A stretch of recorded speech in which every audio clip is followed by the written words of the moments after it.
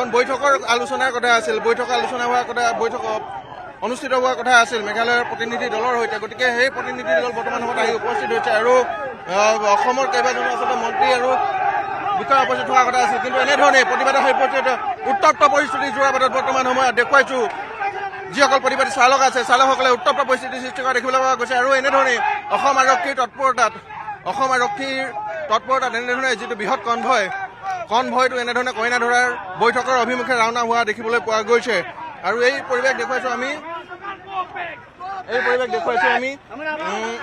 যোৰাবাটৰ পৰা। যোৰাবাটত তীব্ৰ প্ৰতিবাদ।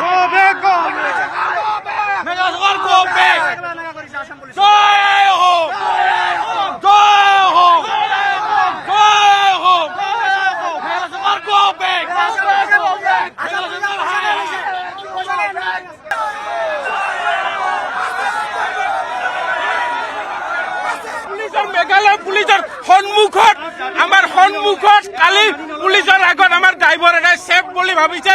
আমাৰ পুলিচে আমাক ছেফ কৰিব, আমাৰ গাড়ী নাভাঙে। তাৰ অঞ্চলত আমাৰ পুলিচৰ আগত গাড়ী ভাঙিছে। সেই গাড়ীৰ আজি কোনে দিব?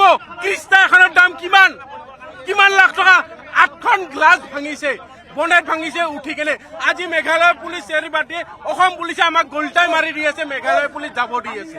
এইটো কেনেকুৱা? যদি মেঘালয় পুলিচে পাব্লিকক ছাপৰ্ট কৰে, আমাক কিয় নকৰে? মেঘালয় পুলিচে যদি ছাপৰ্ট কৰে পাব্লিকক, আমাৰ পুলিচে আমাক কিয় ছাপৰ্ট নকৰে? আমাক ড্ৰাইভাৰক কিয় লাট মাৰি কেনে দি আছে? আমাৰ এনেকুৱাই হৈছে গতি, প্ৰত্যেক বছৰে এনেকুৱা হয়, প্ৰত্যেক বছৰে। কালি চেৰাপুঞ্জীত গোটেই পুলিচ কিমান ড্ৰাইভাৰ ৰখি আছিলে থানাত, সেই পুলিচক কোনো ছেফ নিদিলে আমাৰ ড্ৰাইভাৰক।